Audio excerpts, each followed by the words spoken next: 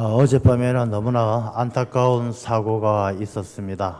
우리 이태원에서 여러분들 다 뉴스를 통해서 접하셨으리라 생각되어지는데 압사 사고로 151명의 젊은이들이 목숨을 잃었습니다. 정말 너무나 소중한 10대, 20대 너무나 귀한 젊은이들이 한순간에 생명을 잃어버린 것이 얼마나 마음이 아픈지 저는 오늘 아침에 한 1시간 동안 계속 울었어요. 그리고 일부 때는 눈물이 나서 설교하기가 힘들 정도로 많이 힘들었습니다. 오늘 2부 시간이 되어서 조금 마음을 좀 가라앉혔는데 우리가 그 젊은이들과 또 그 가정을 위해서 잠시 우리가 기도하는 시간 갖겠습니다. 기도하겠습니다.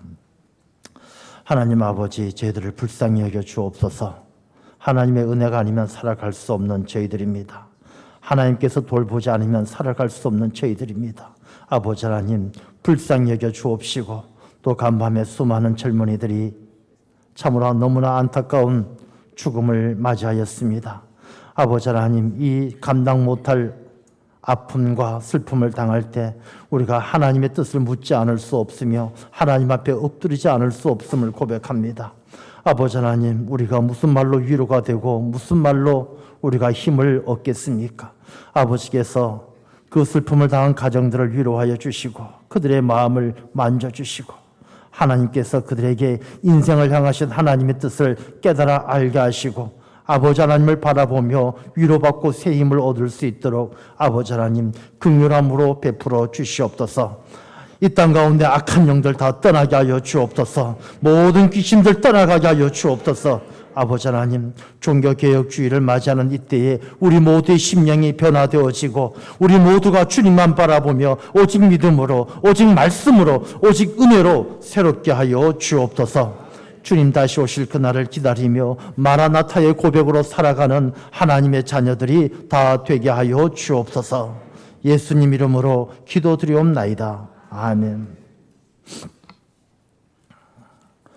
어제 그 사고는 이태원에서 이제 할로윈데이 축제하는 가운데 일어난 사고입니다.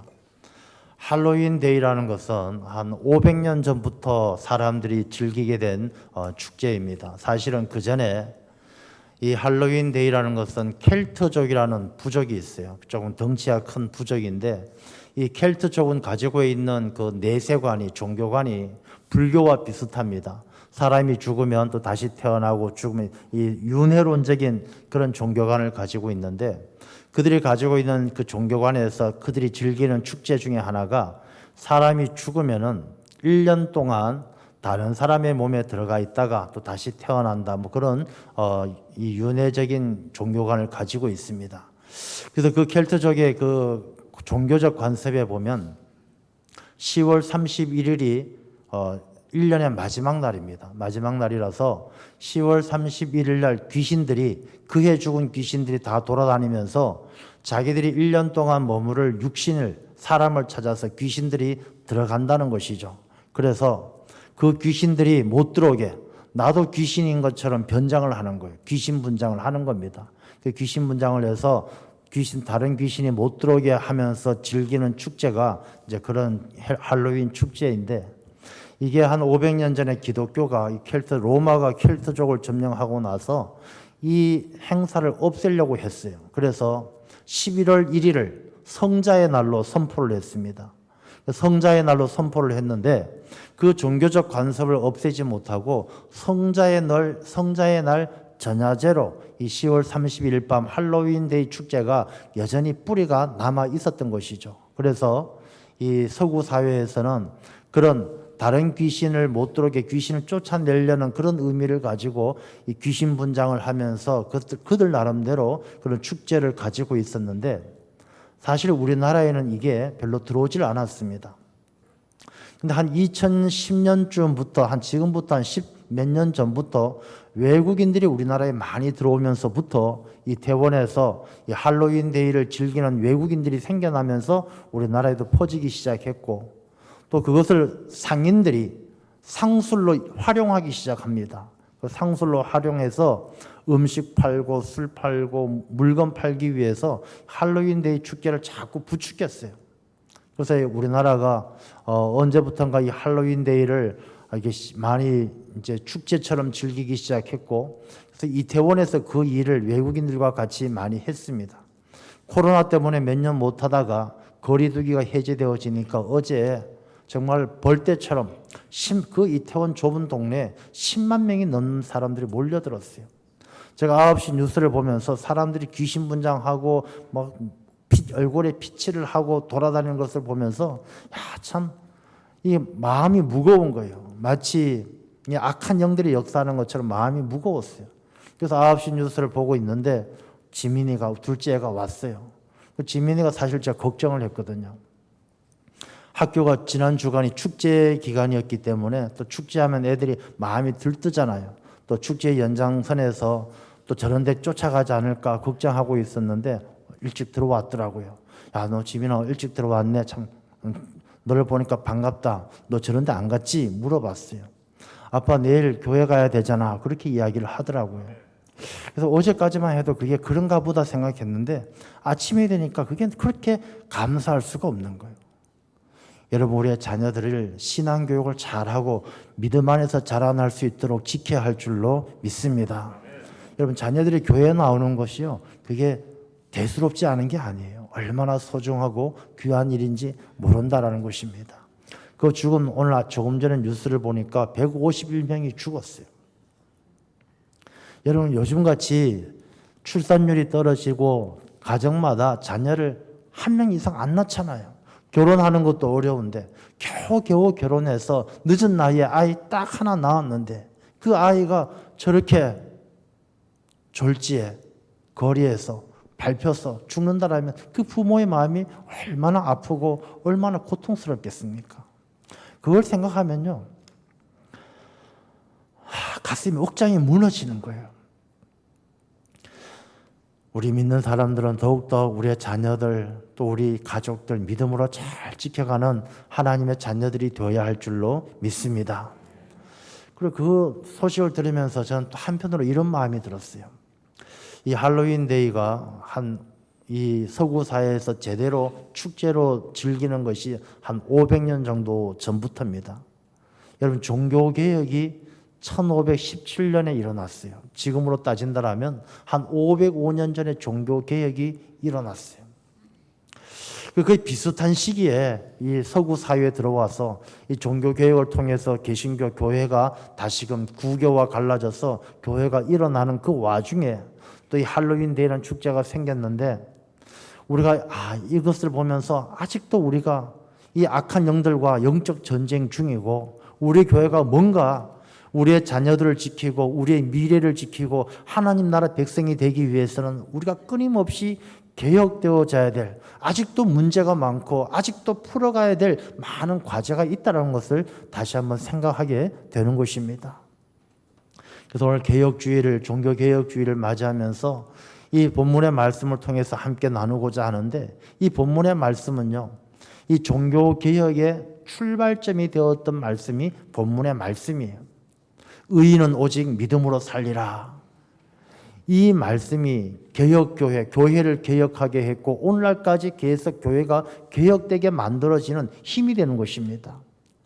여러분, 개혁이라는 것은 제가 오늘 이 부목사님들이 목사님 오늘이 종교개혁 기념주일입니까? 종교개혁주일입니까? 라고 묻길래 기념주일이 아니라 종교개혁주일이다 라고 말씀을 드렸어요.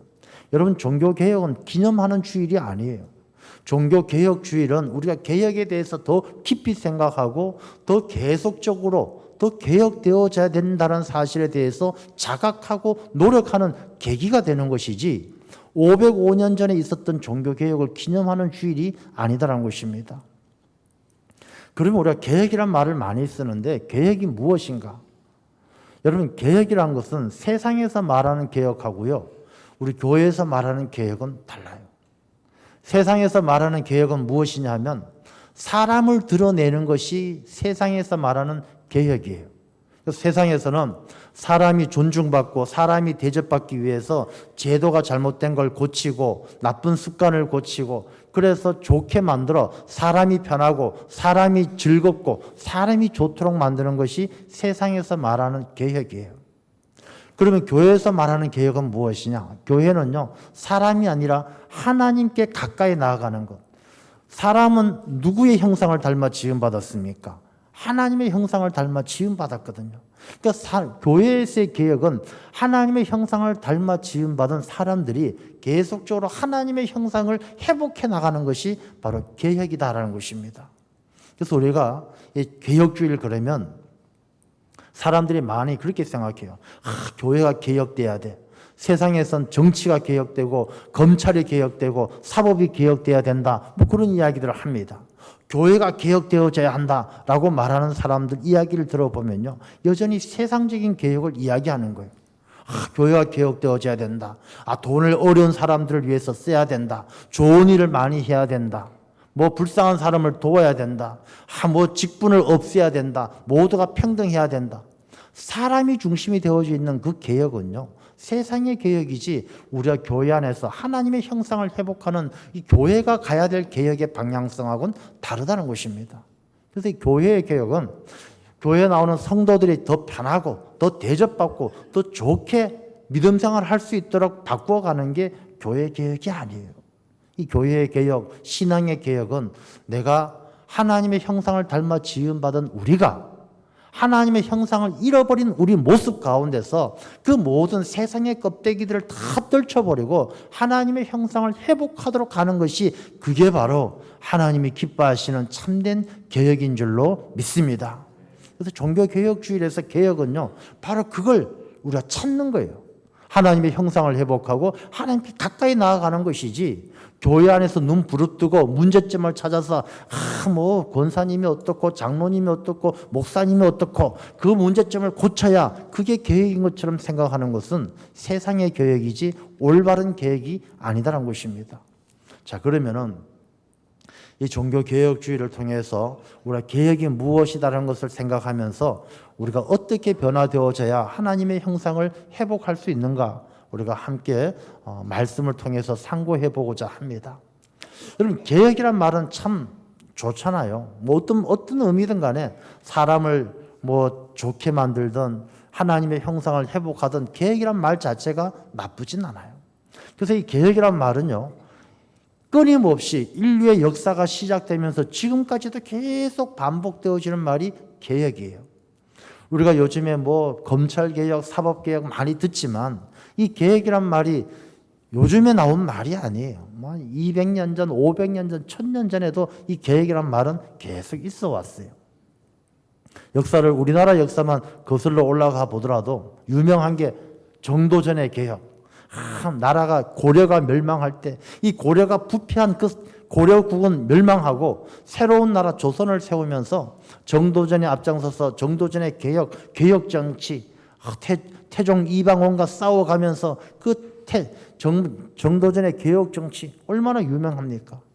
그걸로 끝났습니까? 모든 게 개혁되어졌습니까? 그렇지 않아요. 또 조선 중기로 넘어오면 영조의 개혁 정치, 뭐 또 넘어오면 이 조선 후기로 넘어오면 갑신정변, 김옥균의 개혁파, 개혁 정치. 개혁은요, 시작부터 끝까지 인류의 역사가 진행되면서 계속 개혁이란 말은 계속 되어져 왔다는 것이죠.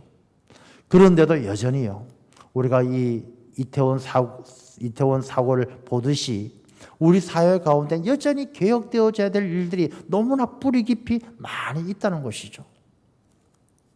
자, 그러면은 이 종교개혁을 생각해 보면요, 이 교회가 개혁은 어떤 505년 전에 어떤 동기로 시작되어졌고 그 종교개혁의 정신이 뭔가를 우리가 잘 알 때 우리가 그 개혁의 정신을 이어갈 수가 있는 것입니다.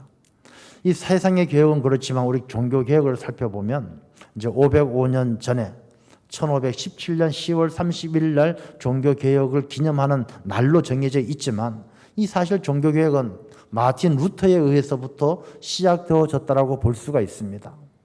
이 루터는 아버지의 영향을 받아서 법학도가 되었어요. 법을 공부했어요. 근데 법을 공부했는데 22살쯤에 되었을 때 친구랑 길을 가다가 친구가 벼락에 맞아 죽었어요. 번쩍하는 벼락에 맞아 죽었던 것입니다. 여러분, 같이 길을 가는 친구가 벼락에 맞아 죽었을 때 어떤 생각이 들겠습니까? 이태원 사고로 그 젊은이들이 죽었다는 것을 생각할 때 우리 마음에 어떤 생각이 들겠습니까? 사람이 얼마나 소중한지, 우리가 어떻게 살아야 되는지, 왜 사는 것인지, 사람이 죽으면 어디로 가는지 수많은 의문들이 떠오르지 않겠습니까? 루터는요, 그 의문을 가지고 자기가 법을 공부해서는 답을 찾을 수 없다는 것을 깨닫고 이젠 성직자의 길로 인생의 방향, 터닝 포인트를 삼아 인생의 방향을 돌립니다. 성직자가 되었어요. 이 마틴 루터는 열심히 연구했는데, 공부하고 말씀을 연구했는데 가장 집중적으로 연구한 말씀이 로마서와 갈라디아서예요. 이미 29살에는 대학교 교수가 되어서 신학생들을 가르칠 정도가 되어졌습니다. 근데 이 루터가 해결하지 못한 문제가 하나 있어요. 어떤 문제냐면 자기 죄의 문제, 구원의 문제에 대해서는 답을 찾지를 못하는 거예요. 도대체 우리가 어떻게 구원받을 수 있으며, 구원받기에는 너무나 많은 내 죄를 어떻게 할 것이며, 내가 아무리 회개하고 아무리 주여 주여 부르짖어도 이 죄의 문제가 용서에 대한 확신이 없는 거예요. 나 같은 죄인이 어떻게 구원받을 수 있는지 확신이 없는 거예요. 그러던 어느 날 이 루터는요, 이 성계단 교회를 가게 되어집니다. 이 성계단 교회는 콘스탄틴 황제의 어머니였던 헬레나가 이 골고다 올라가는 그 언덕길에 있는, 예수님이 십자가 지고 걸어갔던 그 길에 있던 계단 28개를 뜯어와서 그 계단을 교회 앞에다 놓고 교회를 세웠던 것입니다. 그래서 많은 사람들이, 성도들이 그 28개의 계단을 무릎으로 기어 올라가고 내려오면서 예수님의 고난을 생각하면서 자기 자신의 죄를 회개했던 곳이 바로 그곳이에요. 루터는 그곳에 이르러서 28개의 계단을 무릎으로 기어 올라갑니다. 다시 기어서 내려옵니다.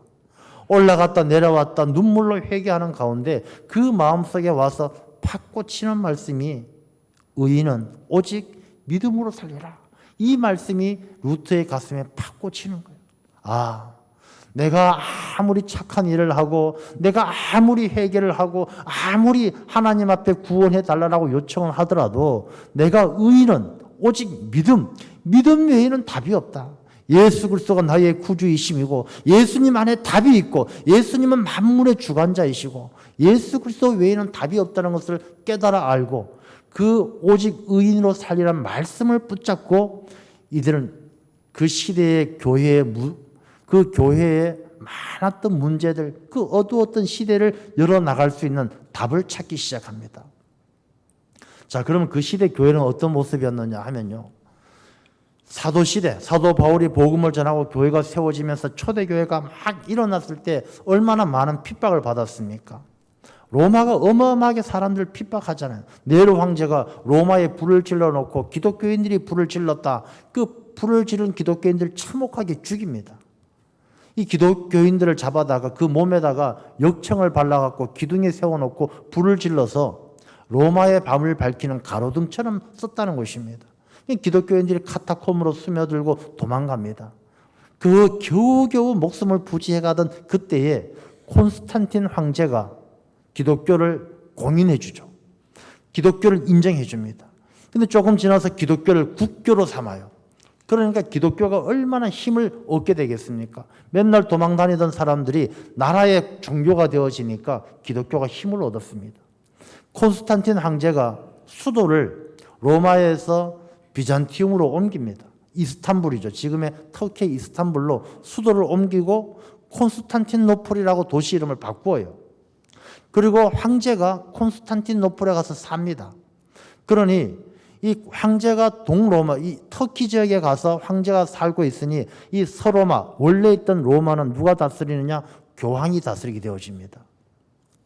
그러니 교황이요, 황제보다 더 막강한 권력을 가지게 되는 것이죠. 그러니 이 교황이 황제보다 더 큰 권력을 가지고 온 유럽을 다스리기 시작합니다. 그 당시에 유럽의 땅의 3분의 1이 교회 거였어요. 그 정도로 교회가 막강한 부와 권력을 쟁취합니다. 그런데 그땐 흑사병이 돌면서 수많은 사람들이 죽어가요.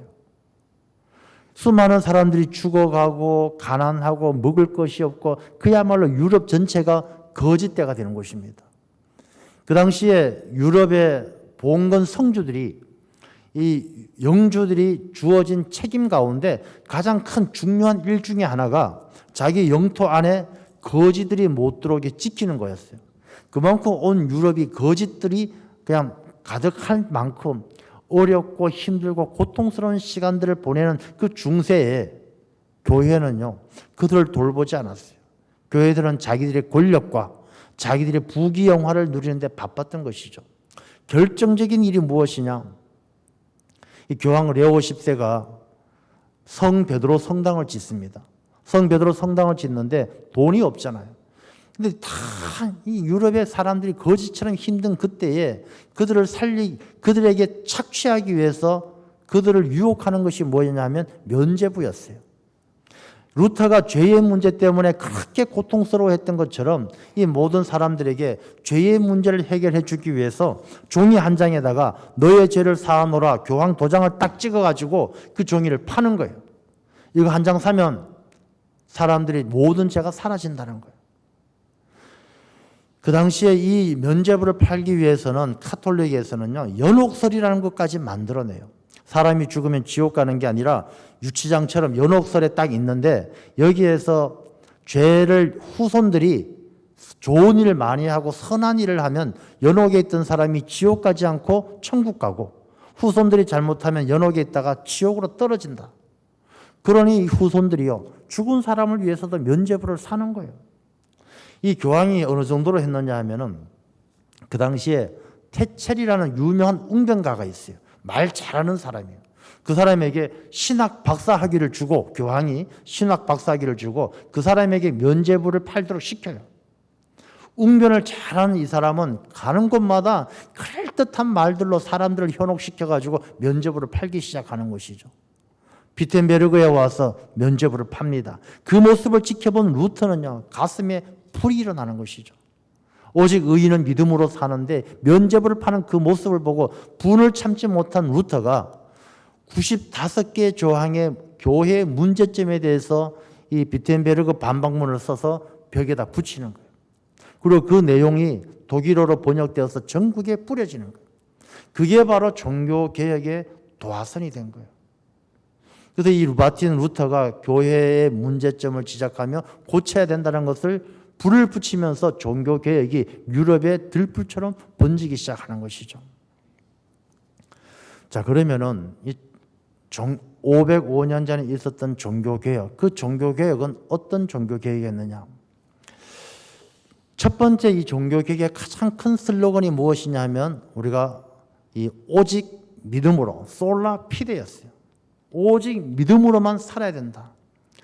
여러분, 우리가 교회가 그런 어려움을 당하고 부귀영화를 누렸던 중세 시대, 왜 그렇게 되었느냐 하면 이 믿음이 신념이 덧붙어지고 이 세상의 구제가 덧붙어지면서 믿음이 온전한 믿음이 아니었어요. 자, 우리가 예수님 시대를 한번 생각해 보면 가룟 유다가 예수님을 따랐죠. 예수님을 사랑했어요. 가룟 유다도 예수님을 사랑하고 믿었지만 이 가룟 유다의 믿음은 온전한 오직 예수님만 믿는 믿음이 아니라 어떤 믿음이었느냐 하면 신념이 붙여진 믿음이었어요. 믿음 생활을 하려면 적어도 가난한 사람을 돕고 불쌍한 사람 돕고 그들을 구제하는 그런 믿음이어야 되지, 예수님만 바라보는 믿음은 그건 잘못된 믿음이다, 이 생각을 가지고 있었던 거예요. 그래서 가룟 유다가 향유를 부은 여인에게 막 책망하잖아요. 이걸 팔아 가난한 사람에게 도와야지. 잘못된 믿음을 가지고 있었던 것이죠. 여러분, 저기 남미에 가면요, 남미의 국가들은 대부분 다 카톨릭 국가예요. 카톨릭 국가인데 이 카톨릭 국가의 믿음은 어떤 믿음을 가지고 있느냐 하면 이 행위로 구원받는다는 믿음을 가지고 있어요. 그래서 카톨릭에는 못 사는 나라들이지만 그들이 어떤 것을 많이 하느냐 하면 마약을 많이 하죠. 요즘에 수리남이라는 그 영화에 나오는 것처럼 이 마약을 많이 합니다. 그러다 보니까 마약으로 돈 많이 번 사람들이 있어요. 그런데 이 사람들은 마약으로 돈 많이 벌고 사람들을 죽이고 그렇게 나쁜 일을 많이 하지만 이 사람들은 별로 양심의 가책을 안 가져요. 왜? 이 사람들이 가지고 있는 신앙은요, 내가 마약왕으로 돈 많이 벌고 사람 많이 죽였지만 번 돈으로 어려운 사람 도와주고 불쌍한 사람 도와주면 자기가 구원받는다는 생각을 해요.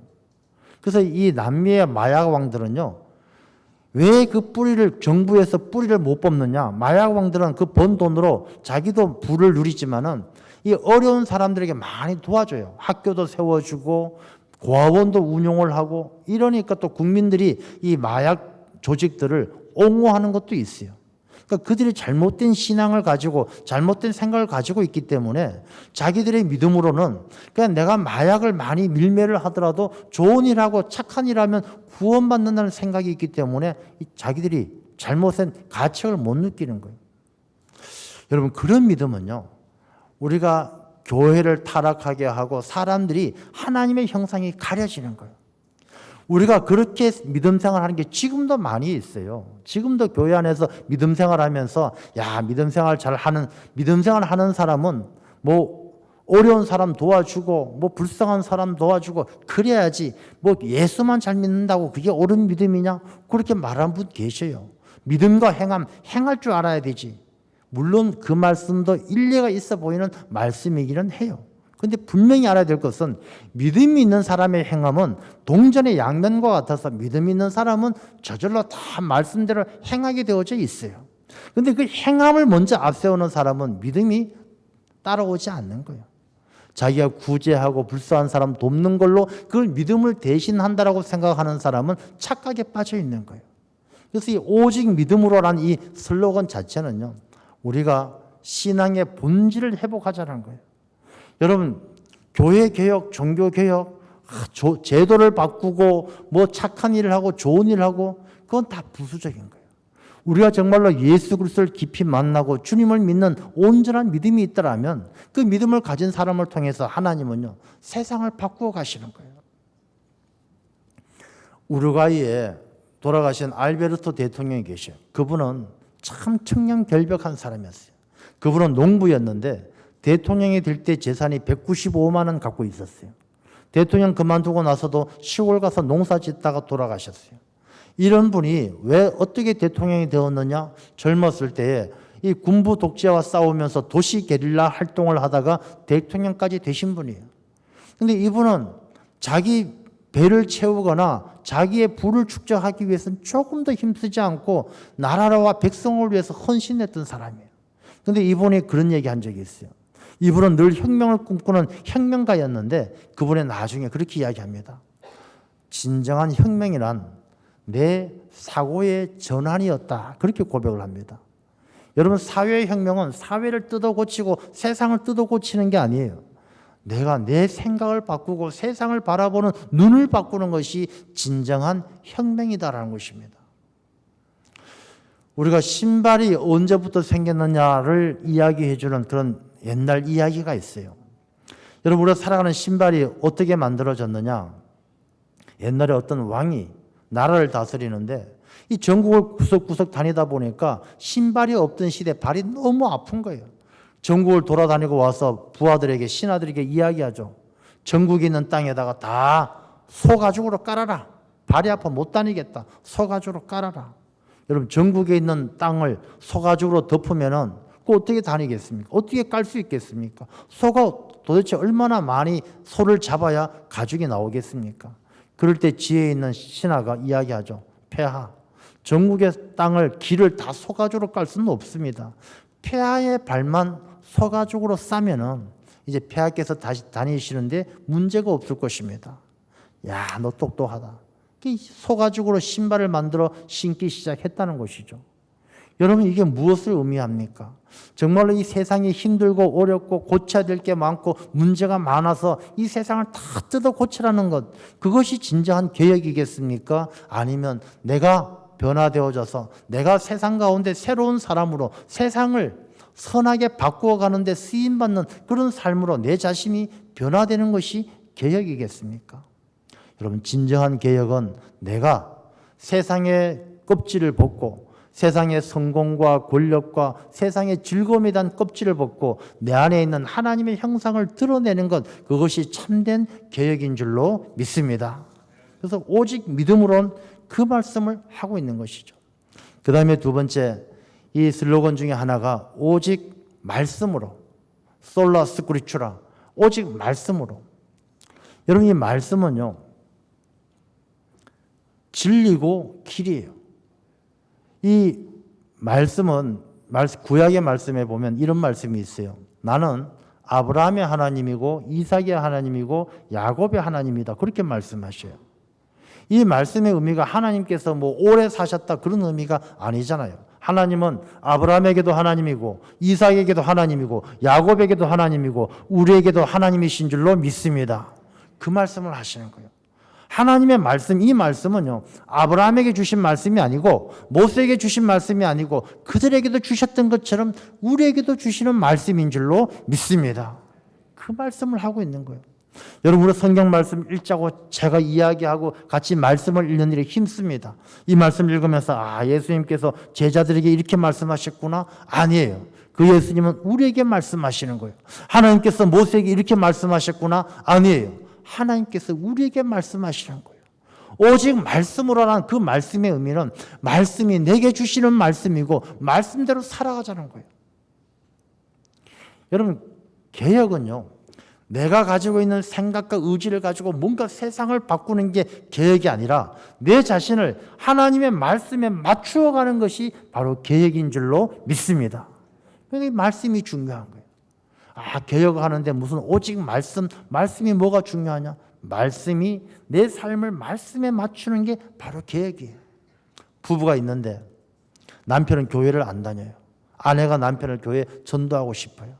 기도하는 끝에 생일 선물로 성경책을 하나 딱 사서 남편에게 줍니다. 여보, 내가 생일 선물로 드리는 건데 제발 한번 읽어봐 주세요. 이 성경책 다 읽으면 내가 더 큰 선물 준비할 테니까 읽어봐 주세요. 남편이 성경을 읽습니다. 읽다가 아내에게 이야기하죠. 여보, 이 성경 읽다 보니까 우리는 참 사람이 나쁘네. 사람이 죄인이고 죽을 놈들이네. 사람이 나쁘네. 그렇죠. 사람이 죄인입니다. 또 읽다 보니까 사람이 죽음을 피할 수가 없고 심판을 피할 수 없네. 맞아요. 심판을 피할 수 없고 죽음을 피할 수 없네. 이제 신약으로 가서 예수 그리스도의 복음을 접하고 그래도 살 길은 있네. 예수 믿으니까 살겠구만. 예수 믿으면 살 수 있네. 맞아요. 당신도 예수 믿고 교회 가서 예수 믿으면 당신도 살아요. 남편이 아내하고 같이 신앙생활 잘하고 잘 먹고 잘 살았다는 이야기 들어보셨습니까? 여러분, 말씀은요, 우리 안에 죄인된 우리가 죽을 수밖에 없는 우리가 살 길이 말씀 안에 있는 줄로 믿습니다. 그래서 이 개혁은요, 우리가 하나님의 형상을 회복하는 방법은 다른 데 있지 않아요. 무슨 기도원에 쫓아가고 프로그램 쫓아가고. 여러분, 거기에 우리가 하나님의 형상을 회복하는 길이 거기 있지 않아요. 하나님의 말씀 안에 우리가 하나님의 형상을 회복하고 잃어버린 길을 찾고 우리가 문제를 당할 때마다 피할 길로 인도하시는 하나님의 음성을 듣는 것만이 우리가 하나님의 형상을 회복하는 길인 줄로 믿습니다. 그 다음에 우리에게 주시는 말씀, 이 슬로건 가운데 하나가요, 오직 은혜로, 은혜. 우리가 참 살아가면서 사람들은 자기 힘과 자기 능력으로 사는 줄 아는데 그렇지 않아요.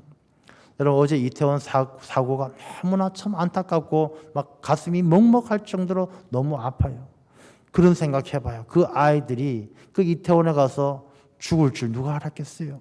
그것도 길에서 사람들이 떠밀려 압사당하고 밟혀 죽을 줄 누가 알았겠어요?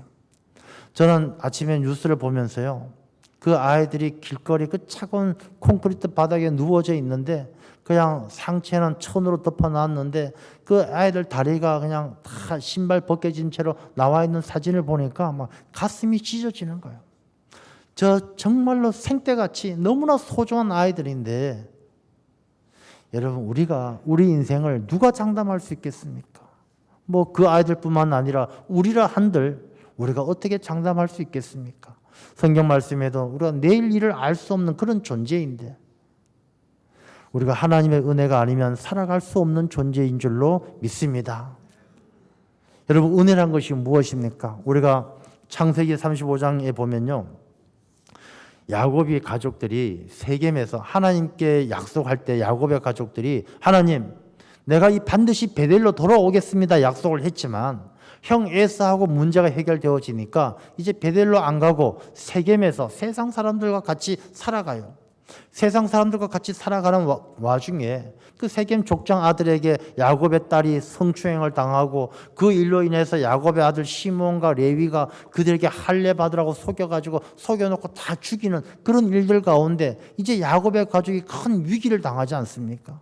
하나님께서 야곱에게 뭐라고 이야기하십니까? 베델로 올라가라라고 말씀하셔요. 여러분, 우리가 하나님의 형상을 회복한다는 것은 세겜에서 살 때는 회복할 수가 없어요. 우리가 베델로 올라가야 돼요. 하나님의 은혜 가운데 살아갈 때만이 우리가 하나님의 형상을 회복할 수 있는 하나님의 사람이 되는 것이죠. 그런데 그 베델로 올라가라 할 때 하나님께서 뭐라고 말씀하시느냐 하면 첫 번째가 이방 신상을 버리고라고 말씀하셔요. 여러분, 은혜로 살아간다는 것은 이방 신상을 버려야 돼요. 이방 신상은 뭐냐? 하나님보다 더 소중하게 여기는 것이 있으면 안 된다는 것입니다. 하나님의 형상을 드러내는 개혁된 하나님의 사람으로 살아가기 위해서는 내가 이방 신상을 가지고 있어서는 안 돼요. 하나님보다 더 소중한 것이 있어서는 안 된다는 것입니다. 두 번째 뭐라고 말씀하시냐면 자기 자신을 정결하게 하고, 이 정결이라는 것이 무엇입니까? 하나님 앞에 내가 죄인됨을 고백하고 자기 자신이 세상으로부터 덧입었던 것들을 다 벗어버리는 것이죠. 세상의 좋은 것들을 다 내려놓고 하나님 앞에 자기 자신이 죄인임을 고백하고 회개하는 것입니다. 세 번째 뭐라고 말씀하시느냐 하면은 귀고리와 신상을 다 묻어버리고, 귀고리, 자기 장신구 다 땅에 묻으라는 거예요. 세상의 자랑거리를 가지고 가지 말라는 것입니다. 세상에서 나 성공했다, 돈 벌었다, 출세했다, 다 땅에다 묻으라는 것입니다. 그리고 베델로 올라가라는 것이죠. 여러분, 우리 은혜로 살아가는 게 그런 거예요. 자기 신상, 세상에 의지하는 것 다 버리는 거예요. 자기는 죄인이고 아무것도 아님을 고백하는 거예요. 세상의 자랑거리 다 버리는 거예요. 그리고 하나님의 은혜로만 살아감을 고백하고 베델로 올라갈 때, 베델은 하나님의 집이잖아요. 하나님의 집으로 올라갈 때, 교회 나와서 하나님께 예배하고 하나님을 섬길 때, 하나님은 그 사람의 삶을 개혁된 삶으로, 그 사람의 변화된 내적 변화를 통해서 새로운 삶을 살아가는, 새로운 세상을 살아가는 사람으로 바꾸어 주실 줄로 믿습니다. 그래서 우리가 오늘 개혁주일인데요, 내 자신이 개혁주일은 뭔가 제도를 바꾸고 건물을 바꾸고 세상을 바꾸는 것이 아니라 내가 오직 믿음으로, 오직 말씀으로, 오직 은혜로 내 자신이 변화되어져서 하나님의 형상을 회복하는 것이 진정한 계획이라는 것을 우리가 깨달아 알고 늘 하나님 앞에 개혁되어진 하나님의 형상을 드러낼 수 있는 믿음의 삶이 되시기를 축원합니다. 기도하겠습니다.